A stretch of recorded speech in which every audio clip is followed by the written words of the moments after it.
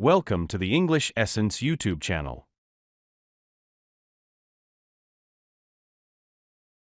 Hello everyone, English essence YouTube চ্যানেলের আজকের এই ভিডিওতে আপনাদেরকে স্বাগতম। আপনি যদি আইএলটিএস প্রিপারেশন নিয়ে থাকেন এবং রাইটিং টাস্ক 2 নিয়ে প্রবলেম ফেস করে থাকেন, তাহলে আজকের এই ভিডিও আপনার জন্য।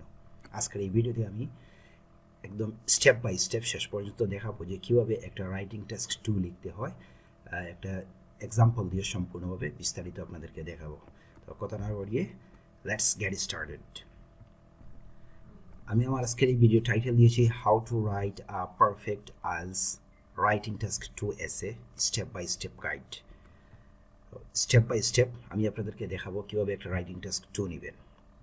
তো কথা না বাড়িয়ে শুরু করি।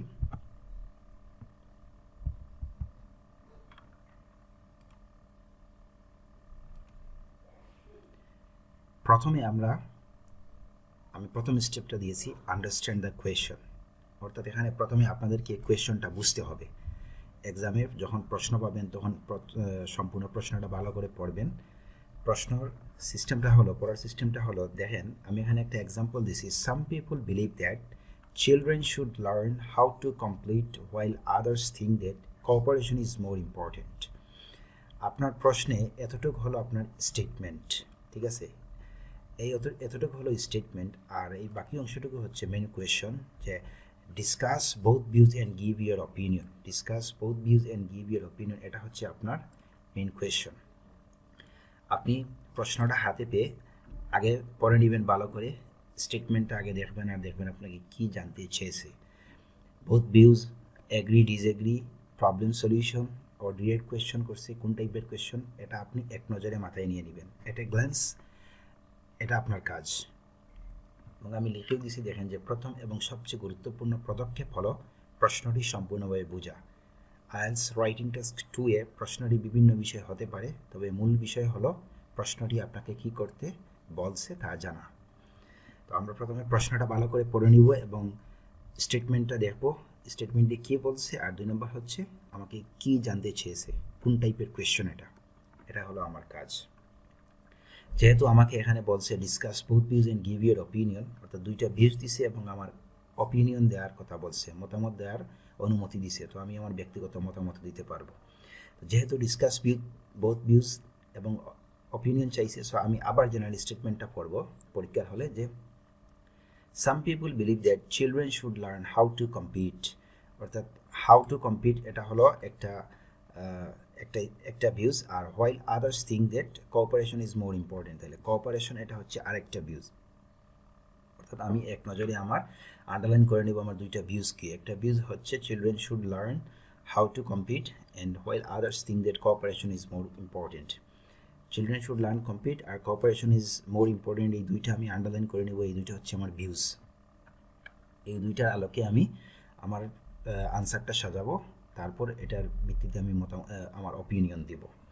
তো কোয়েশনটা এইভাবে আমরা অ্যানালাইসিস করে নিব। অ্যানালাইসিস করার পর আমরা যাব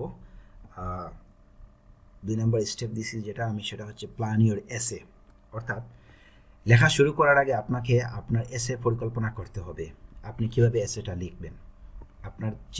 আপনি যদি এটা প্ল্যান করে নেন তাহলে আপনার এসে লেখাটা সহজ হবে, টাইম সেভ হবে, এবং আপনি একটা যৌক্তিক ও সঙ্গতিপূর্ণ একটা রাইটিং টাস্ক 2 এসে লিখতে পারবেন। তো আমি আপনাদের সুবিধার্থে এর আগের ভিডিওতে আমি আলোচনা করছি, এখানে আবার তুলে ধরলাম যে একটি সহজ কাঠামো যা অনুসরণ করতে পারেন। যেমন একটা এসে প্রথমে আপনি দিবেন ইন্ট্রোডাকশন, তারপর বডি 1, বডি 2, আর এখানে যে আমি discuss the first body and discuss the second view body, এটা আমি আমার যে কোয়েশ্চন এক্সাম্পল দিছি, এই যে এক্সাম্পল যেটা বোথ ভিউজের, এইটার আলোকে আমি লিখছি। এখানে যদি এগ্রি ডিসএগ্রি বলে, তখন আপনি যদি এগ্রি করেন তাহলে বডি 1-এ আপনার দুইটা পয়েন্ট দিবেন কেন এগ্রি করছেন, বডি 2-তে আরও 2টা পয়েন্ট দিবেন কেন এগ্রি করছেন। এইভাবে এটা আশা করি আপনাদের ক্লিয়ার হবে আর একটু বিস্তারিত দেখলে। তো এভাবে আপনি আপনার এসের লেআউটটা সাজিয়ে নেবেন, যে ইন্ট্রোডাকশন, তারপর বডি 1, বডি 2, কনক্লুশন।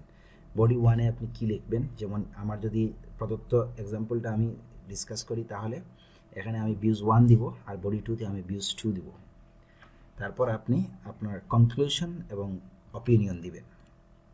তারপরে আপনাদের বুঝার সুবিধার্থে 2 নম্বর স্টেপ যেটা প্ল্যান ইউর এসে, এটাকে আরও সহজভাবে বোঝানোর জন্য আমি একটা এক্সাম্পল লিখছি। দেখেন, সাম people believe that children should learn how to compete. এটাকে আমি গ্রিন মার্ক করছি। গ্রিন মার্ক করার কারণ হচ্ছে এটা হচ্ছে views 1, while others think that cooperation is more important। এটাকে আমি পার্পল কালার করছি, এটা হচ্ছে ভিউজ 2 আপনাদের বুঝার সুবিধার্থে। এখানে দেখেন ডিসকাস বোথ ভিউজ। প্রথমেই আপনার ভিউজ, দুইটা ভিউজ আলোচনা করার জন্য বলছে, তারপর বলছে গিভ ইউর অপিনিয়ন। দুইটা ভিউজ আলোচনা করে তোমার অপিনিয়ন দাও, অর্থাৎ এটা কনক্লুশনে দিবেন। এখানে বডি 1-এ আপনার নেবেন children should learn how to compete. Children should learn how to compete, এটা হচ্ছে বডি 1। আর বডি 2-তে আপনারা লিখবেন cooperation is more important, the children should learn to cooperate. এটাই হলো আপনাদের দুইটা ভিউজ। ইন্ট্রোডাকশন নিয়ে আমি আমার একটা সম্পূর্ণ বিস্তারিত ভিডিও দিছি, কীভাবে একটা স্ট্রং ইন্ট্রোডাকশন লিখবেন স্টেপ বাই স্টেপ দেখিয়ে দিছি। আপনারা ওই ভিডিওটা দেখলে আপনাদের ইন্ট্রোডাকশন নিয়ে আশা করি আর প্রবলেম থাকবে না। তো বডি 1 এবং বডি 2 কীভাবে সাজাবেন সেটাকে আরেকটু বিস্তারিতভাবে বোঝানোর জন্য আমি ব্রেন স্টর্মিং আইডিয়াটা কীভাবে নেবেন তা আমি দেখাচ্ছি। আপনারা এই কোয়েশ্চনটা নোট করে নিতে পারেন এবং আমি যেভাবে বলছি এইভাবে বাসায় এটা প্র্যাকটিস করতে পারেন। এটা হচ্ছে ব্রেন স্টর্মিং বা আইডিয়া জেনারেশন। এটা অত্যন্ত গুরুত্বপূর্ণ রাইটিং টেস্ট 2 এর জন্য। যদি আপনার লেখাটাকে সুসংগঠিত করতে চান, সময় সেভ করে একটা সুন্দর লেখা উপস্থাপন করতে চান, তাহলে ব্রেন স্টর্মিং খুবই গুরুত্বপূর্ণ। ব্রেন স্টর্মিং আইডিয়া যদি শার্প হয় তাহলে আপনার সময়ও সেভ হবে, সেজন্য উচিত প্রচুর প্র্যাকটিস করা। তো ব্রেন স্টর্মিং কীভাবে করবেন, যেমন এখানে দেখেন আমি বোঝার সুবিধার্থে দিয়েছি ভিউজ 1-এ চিলড্রেন শুড লার্ন কমপ্লিট। তো এখানে আপনি এই যে ভিউজ 1-এ কী কী আইডিয়া আনতে পারেন, কী কী টপিক অ্যাড করলে এটা নিয়ে আলোচনা করবেন, এগুলো আপনি একটা নোট করে নেবেন। এটাই হলো ব্রেন স্টর্মিং, অর্থাৎ আপনার idea generation. Encourage personal growth, এটা আপনি নাউন ফর্মে সুন্দর করে লিখে রাখলেন। তারপর এই যে যদি বাচ্চারা প্রতিযোগিতা করতে শেখে তাহলে এটা তাদের কি কাজে আসবে, কি উপকার হবে। এখানে আমি দিলাম এনকারেজ পার্সোনাল গ্রোথ, অর্থাৎ তাদের ব্যক্তিগত গ্রোথ সেটা তাদের এনকারেজ করবে, উৎসাহিত করবে ব্যক্তিগত বিকাশে। তো আমি এটার জন্য আর কিছু পয়েন্টস আগে নোট করলাম। Develop there skills leading to personal growth and a sense of achievement, এরকম টপিক দিছি। যখন আমি এসেটা লিখতে যাব তখন এই বিষয়গুলোর আলোকে আমি লেখা লিখবো, তখন আমার মাথায় এগুলো সেভ থাকবে যে এই বিষয় নিয়ে আমি লিখবো, কোনটার পর কোনটা আনবো। সেন্টেন্স অটোমেটিক আমার মাথায় জেনারেট করবে যদি আমি ব্রেন স্টর্মিং করে রাখি। আর ব্রেন স্টর্মিং না করলে লেখাটা সুসংগঠিত হবে না, আইডিয়া জেনারেশনে ভালো হবে না।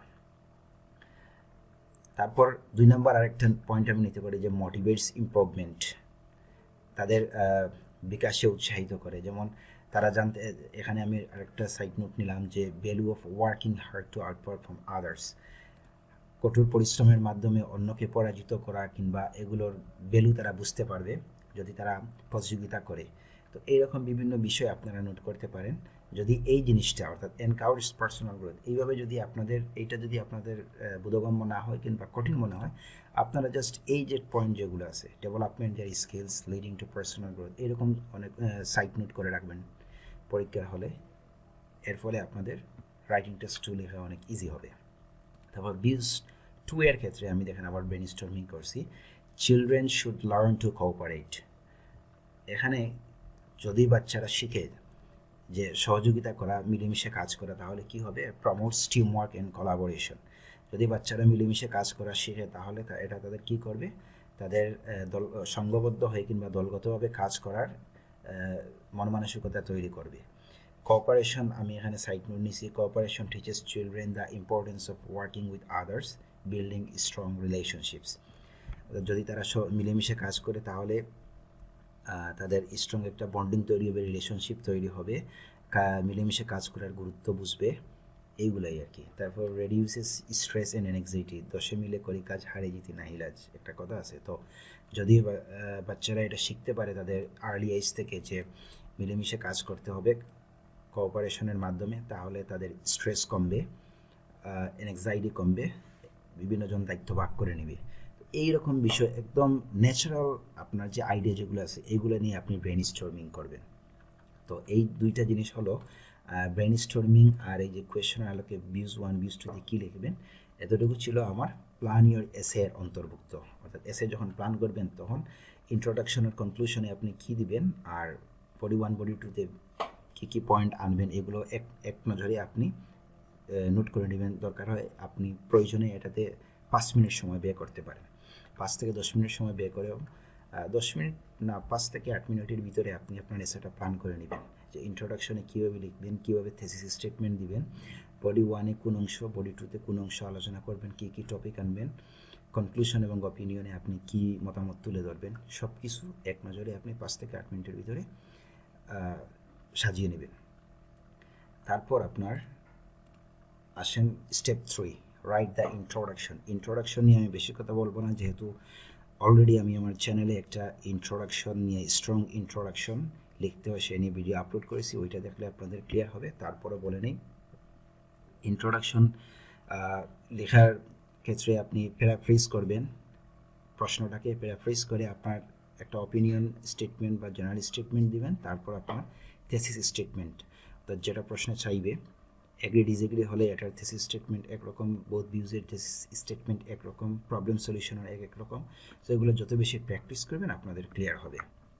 তারপর আমি আপনাদেরকে এখানে লিখে দিয়েছি, দেখেন ইন্ট্রোডাকশনের ক্ষেত্রে প্রথমে আপনাদেরকে paraphrase the question in your own words আর স্টেজ ইয়ার অপিনিয়ন আর পজিশন ক্লিয়ারলি যদি আপনার চায়।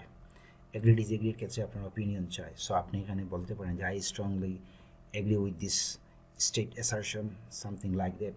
তো এইভাবে আপনারা ইন্ট্রোডাকশন লিখবেন, কীভাবে প্যারাফ্রেজ করতে হয় এটা নিয়ে আপনারা আমার ইন্ট্রোডাকশন রিলেটেড ভিডিওটা দেখে নেবেন, তাহলে আপনাদের জন্য অনেক উপকার হবে।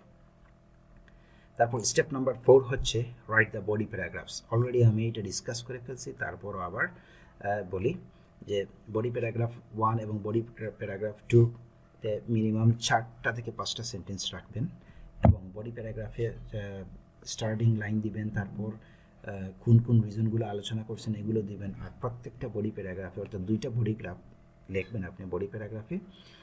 নাম্বার 1 বডি প্যারাগ্রাফের একটা এক্সাম্পল দিবেন, নাম্বার 2 বডি প্যারাগ্রাফের একটা এক্সাম্পল দিবেন। এটা আপনারা মাথায় রাখবেন, এক্সাম্পল মাস্ট বি দিবেন যদি ভালো স্কোর পেতে চান। তারপর এটা হচ্ছে কনক্লুশন।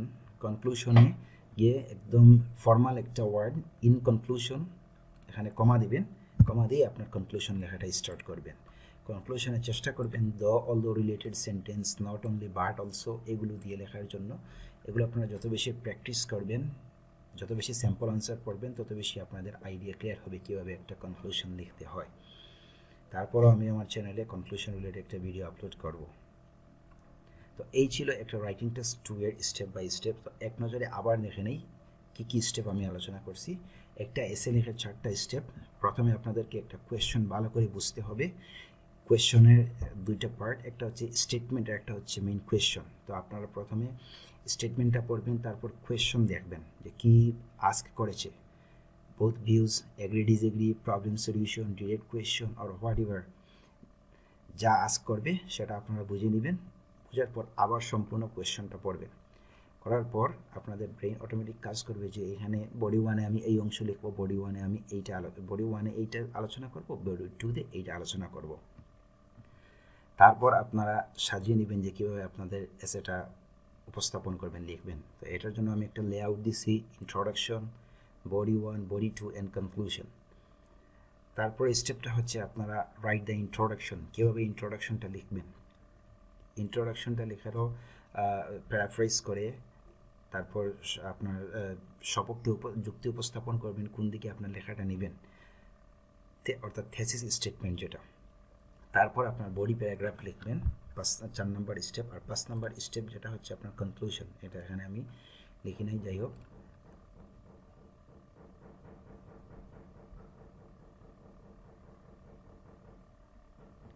পাঁচ নম্বর স্টেপটা হচ্ছে আপনার কনক্লুশন।